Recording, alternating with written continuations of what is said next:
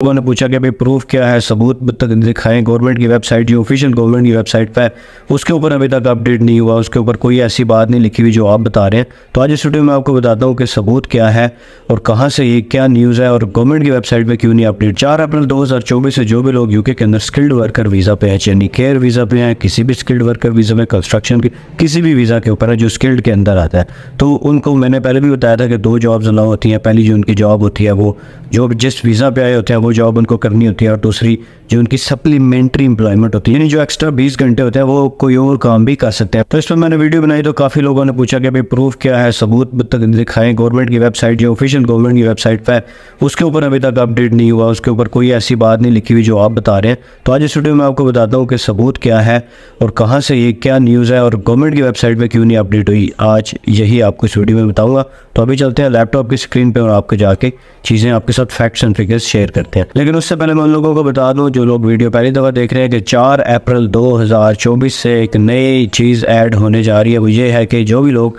UK में skilled worker visa पे है तो पहले वो 2 जॉब उनको अलाउ होती हैं। जो पहली उनकी जॉब होती है वो तो वही जॉब उनको करनी पड़ती है जिस जॉब पे वो यूके में आए हुए हैं, यानी जिसका उनको वीज़ा मिला हुआ है। दूसरी जॉब भी उनको अलाउ होती है जो एक्स्ट्रा 20 आवर्स यानी 20 घंटे एक्स्ट्रा भी वो काम कर सकते थे। पहले जो रूल है जो अभी भी यही चल रहा है, वैसे ये 4 अप्रैल से चेंज होगा। अभी भी जो रूल चल रहा है उसके मुताबिक ये है कि वो जो 20 घंटे हैं वो या तो शॉर्टेज ऑक्यूपेशन लिस्ट में से कोई जॉब करेंगे या फिर जिस जॉब पे वो ऑलरेडी आए हुए हैं वही जॉब करेंगे। मिसाल के तौर पर अगर कोई बंदा केयर वीज़ा पे आया हुआ है तो वो केयर की ही जॉब कर सकता है, वो 20 घंटे एक्स्ट्रा भी। अब मैं आ गया हूँ ये लैपटॉप की स्क्रीन के ऊपर, मेरे से सही स्क्रीन रिकॉर्ड नहीं हो रही थी इसलिए मैं मोबाइल में ही आपको दिखा देता हूँ। तो सबसे पहले मैं आपको ये बता दूं कि पहला रूल क्या है, यानी अभी करंटली जो रूल चल रहा है वो क्या रूल है, बाद में 4 अप्रैल के बाद रूल में क्या चेंजिंग होगी वो भी इसमें डिस्कस करते हैं। गवर्नमेंट की वेबसाइट पे क्यों नहीं है वो भी डिस्कस करेंगे, और मैं आपको ये भी बताऊंगा इस वीडियो के एंड में कि कौन कौन से ऐसे ऑक्यूपेशंस हैं जो स्किल्ड वर्कर वीज़ा वाले आप कर सकेंगे। क्योंकि काफ़ी लोगों ने ये भी सवाल पूछा कि अगर हमें अलाउ हो गया 4 अप्रैल के बाद तो कौन कौन से जॉब्स हम डिलीवरी कर सकते हैं, टैक्सी कर सकते हैं, ये सारे क्वेश्चंस भी लोगों ने पूछे हैं। तो सबसे पहले मैं आपको ये गवर्नमेंट की वेबसाइट सामने नज़र आ रही है और ये सेकंड जॉब वाला मैंने इसके अंदर खोला हुआ है।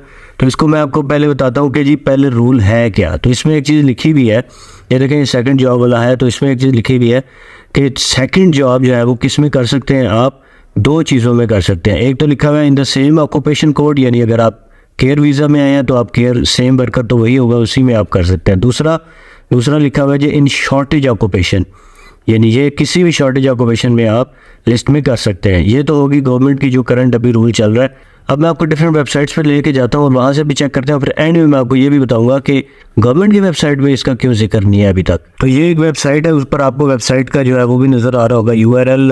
ये कोई कंपनी है और ये यूके की ही कंपनी है, ऑर्गेनाइजेशन है पूरी।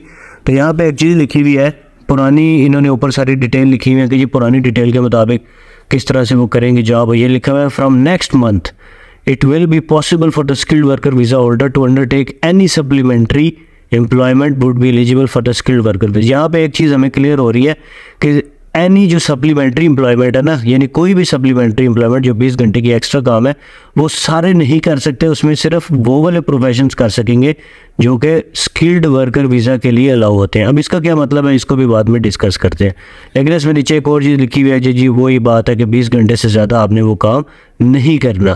तो ये जी नेक्स्ट वेबसाइट है, आपको ऊपर URL भी नज़र आ रहा है और ये सारी कहानी इसके अंदर लिखी हुई है, इसको आप पास करके पूरी को पढ़ लीजिएगा। मैं यहाँ से पढ़ता हूँ। Skilled workers can now expand their supplementary work to include all eligible occupation codes and roles in the immigration salary list. आप इस लिस्ट को जो है गूगल जाके करेंगे, इस लिस्ट के अंदर जितनी भी आपको जॉब्स नज़र आ रही हैं आप उन जॉब्स के लिए आप एलिजिबल हो जाएंगे 4 अप्रैल के बाद। इन स्किल्ड वर्कर्स जो है वो एक्सपेंड कर सकते हैं, जो 20 घंटे एक्स्ट्रा है वो इस लिस्ट के मुताबिक।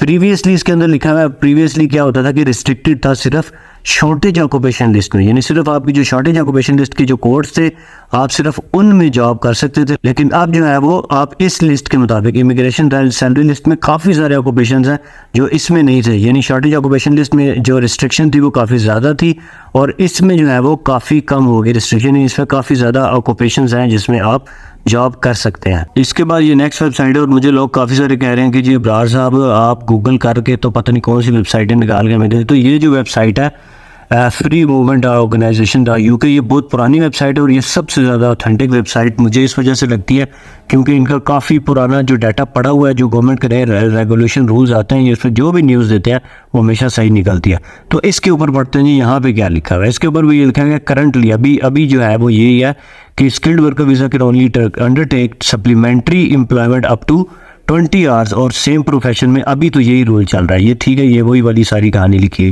लेकिन 4 अप्रैल से क्या लगा, skilled worker will be able to undertake supplementary work in any role, ये भी वही कहानी लिखी हुई है, that would meet the skill level of sponsorship. अब ये वही वाली कहानी लिखी हुई जो हमने अभी पिछली वेबसाइट में पढ़ी थी कि जो स्किल लिस्ट है उसके अंदर से आप कर सकते हैं। और ये एक और वेबसाइट है और इसके ऊपर भी यही कहानी, तकरीबन सारी की सारी यही कहानी लिखी हुई है। मैं आपको बार बार पढ़ के अब सुना रहा हूँ, लेकिन आपको क्योंकि प्रूफ देना लाजमी है। एक ये वेबसाइट है, उसके बाद एक ये वेबसाइट है, इसको भी आप देख लें, इसको भी आप पढ़ लीजिएगा, ये भी वेबसाइट है।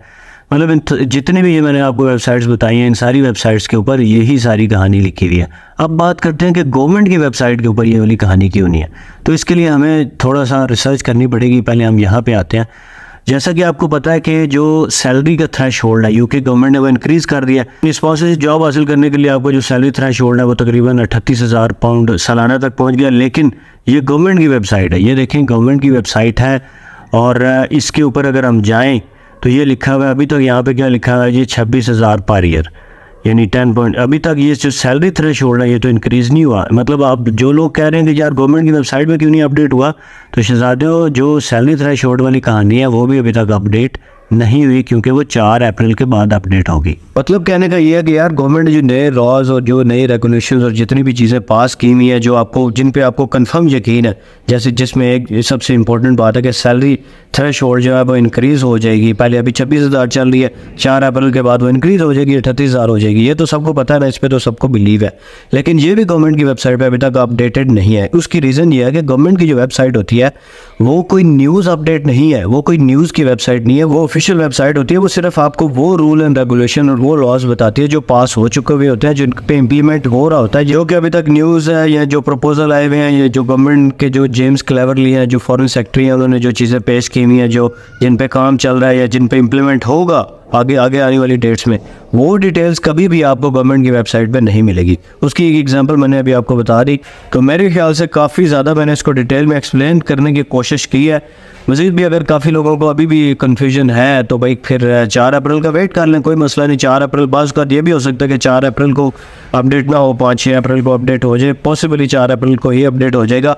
अगर फिर भी काफ़ी लोगों को यकीनन अभी भी काफ़ी ज़्यादा कन्फ्यूजन है, कौन सी जॉब कर सकते हैं, कौन सी जॉब नहीं कर सकते, ये सारी डिटेल 4 अप्रैल को अपडेट हो जाएगी। तब तक मैं भी सब्र करता हूँ, आप भी सब्र करें। Thank you everyone for watching. मिलते हैं अगली वीडियो में। खुदा हाफिज़।